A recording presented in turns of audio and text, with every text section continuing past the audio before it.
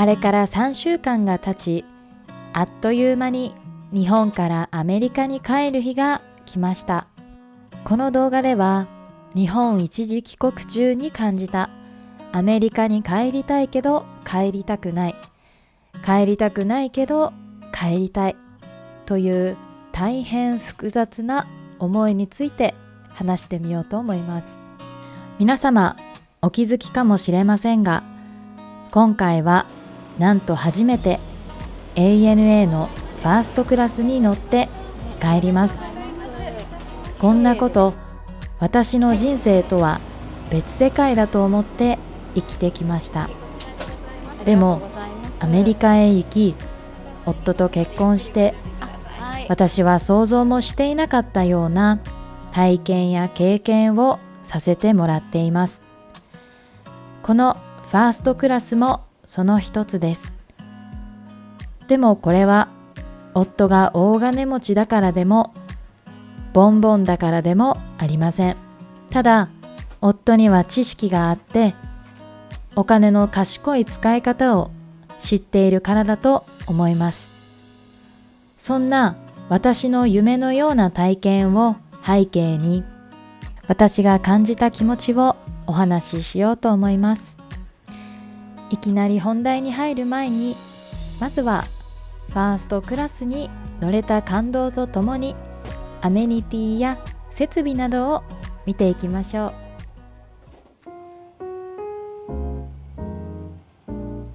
席に案内されたら、まずウェルカムドリンクとしてシャンパンをいただくことができます。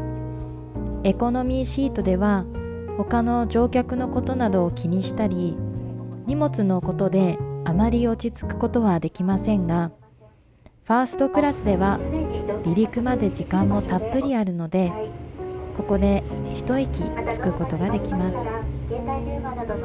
まずは靴を脱いでスリッパに履き替えます。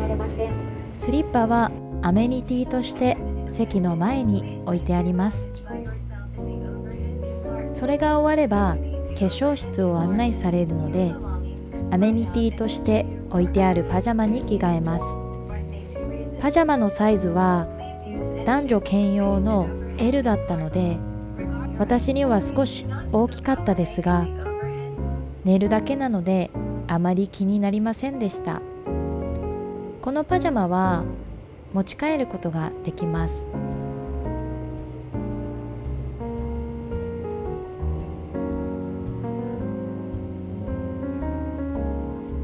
席に戻ると CA さんが来て、必要なアメニティはありますかと、靴下や足冷却シートなどを持ってきてくれました。すでに席にもさまざまなアメニティを置いてくれているのに、まだくれるのかと感動しました。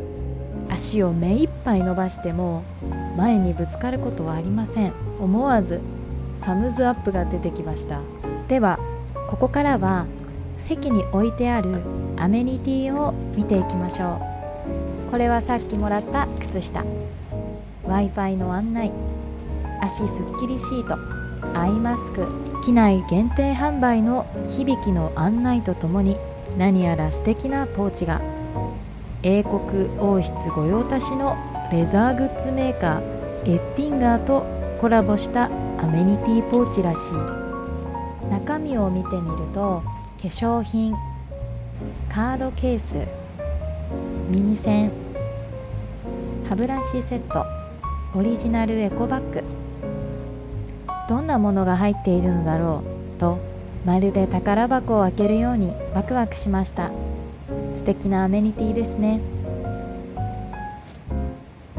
その隣に置いてあったのは封がされたヘッドフォンケース。中には高級そうなヘッドフォンが入っていました。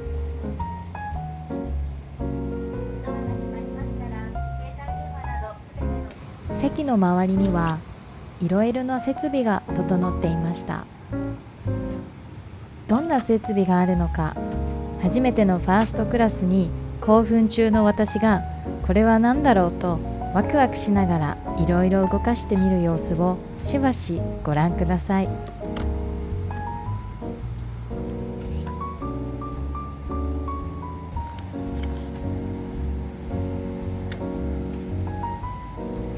これはスクリーンの横にあるライトのボタンでした。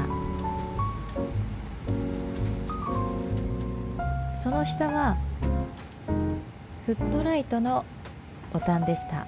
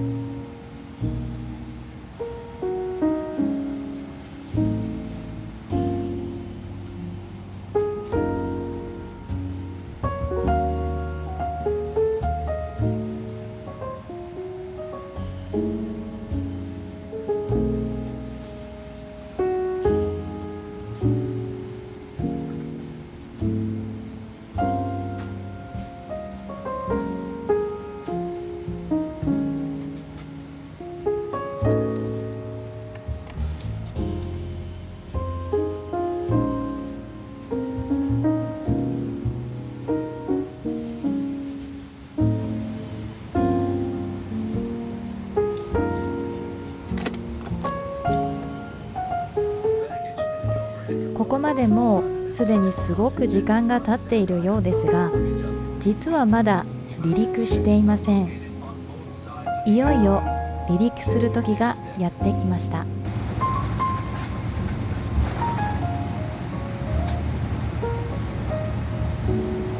日本よさようならと心の中で最後の挨拶をしながら無事にテイクオフ。時刻はすでに夜の12時近く。眠気が襲ってきました。時差ボケ対策のために 2,3 時間だけ寝て、あとは映画でも見ながら過ごし、その後はゆっくり朝食としてコース料理をいただこうと思います。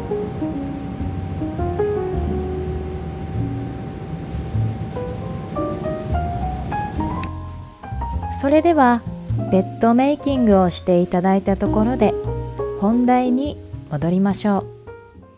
私が日本一時帰国中に感じた、アメリカに帰りたいけど帰りたくない、帰りたくないけど帰りたいという大変複雑な思いについてお話しします。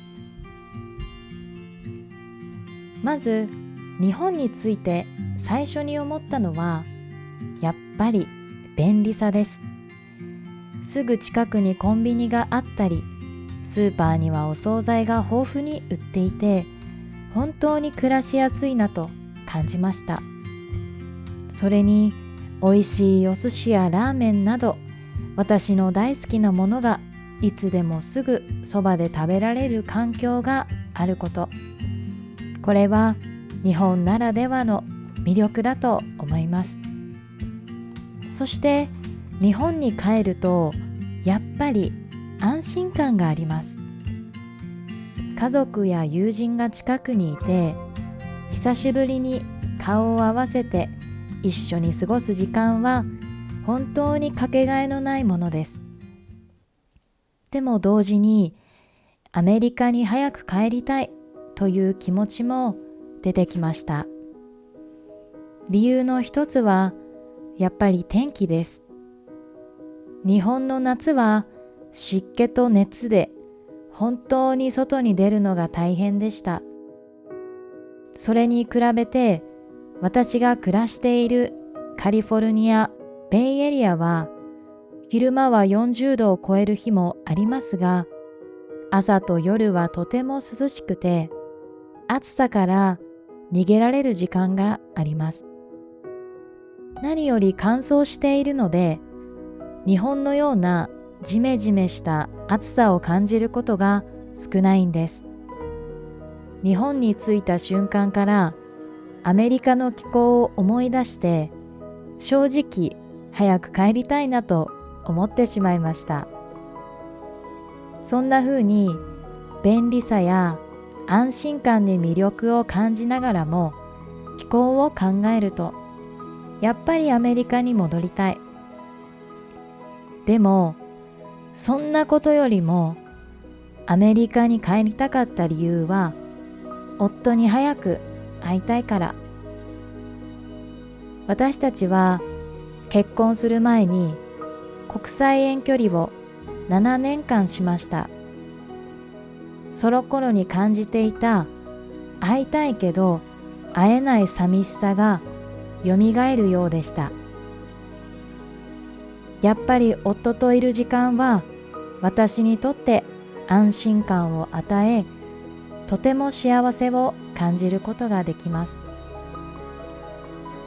それでも日本を離れるときはどうしても心が重くなります。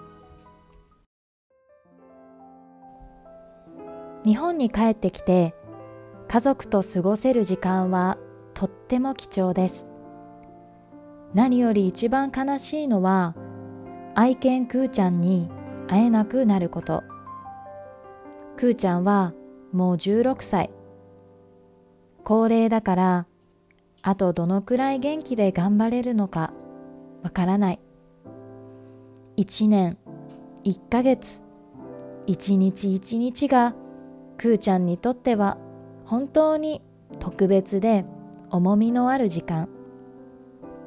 そう思うとそこに一緒にいてあげられないことが考えるたびに涙が出るほど苦しいんです。くーちゃんは私が10歳の時に父の反対を何とか押し切って迎えることができた念願のワンちゃん。小さい頃から何年もお小遣いを貯めて全部を使ってやっと家族になってくれた存在でした。日本を去る前は毎日私が散歩を担当して夜は一緒に眠っていました。きっと家族の中で一番私のことを好きなんじゃないかななんて思ってます。そんな大好きなくーちゃんと離れなきゃいけないこと、それが私がアメリカ移住や結婚をすぐに決断できなかった一番の理由でした。大学を卒業してすぐにアメリカに来て結婚することもできたけれど、私は日本で社会人として3年働く道を選びました。教員として頑張ることができたのは、くーちゃんがそばにいてくれたから。それでも最終的に結婚を決めたのは、やっぱり夫を愛していて、一緒に人生を歩んでいきたいと心から思ったから。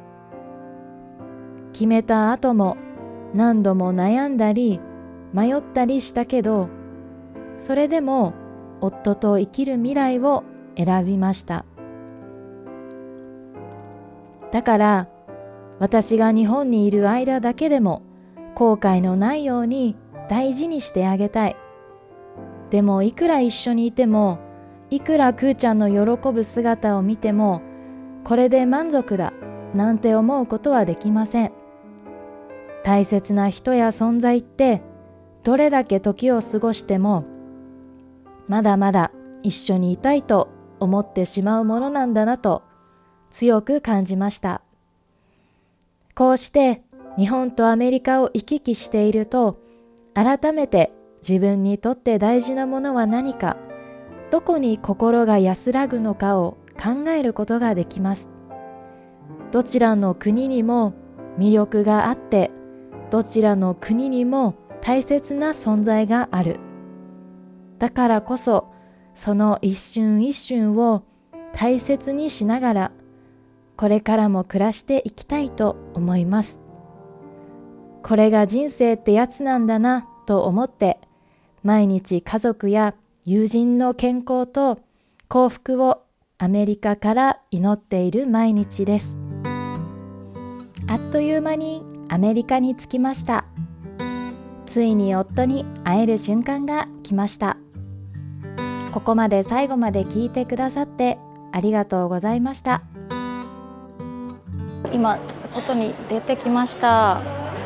めっちゃ荷物多いから、もうめちゃくちゃヘビーな荷物があるので疲れた、汗かいた。ここ機内で買ったものと空港で買ったものもあって本当にパンパン。なんかプライオリティなんだけど、ちょっと出てくるのがこの大きいやつより遅くてちょっと心配になったんだけど、ありました、ちゃんと。よかった。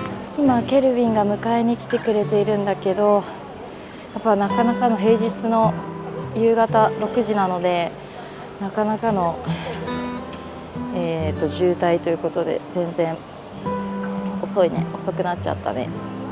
待てるのでいいんですけど、いやあとは迎えに来てくれるのを待って家に帰って、寝る準備して、もう明日に向けてまた寝ると。明日からまたちょっと仕事に顔出したり、本格的にいろいろやることも増えるので頑張っていきたいと思います。いや時差ボケね、どれくらい続くかな。前回はなんか1週間もっと2週間とか続いちゃって、もうなんか夜も寝不足だし、なんかどんどん気もめいってきそうな感じだったんですけど、今回はちょっと対策取りながら頑張りたいと思います。いやそれではちょっとケルビン待ちます。暑い。そろそろケルビンが来るみたいなので撮ります。ケルビン、来てくれてありがとう。失礼しました。ありがとう、ありがとうね。お疲れ。ありがとう。すごい荷物でしょ。どうやってこれ全部持っていく？本当だよ、めっちゃやばい人みたいな感じだったよ。じゃあ帰ります。ケルビンがバラをくれました。 DIY してくれてラッピングしてくれた。ありがとう。ただいま。すごい嬉しい。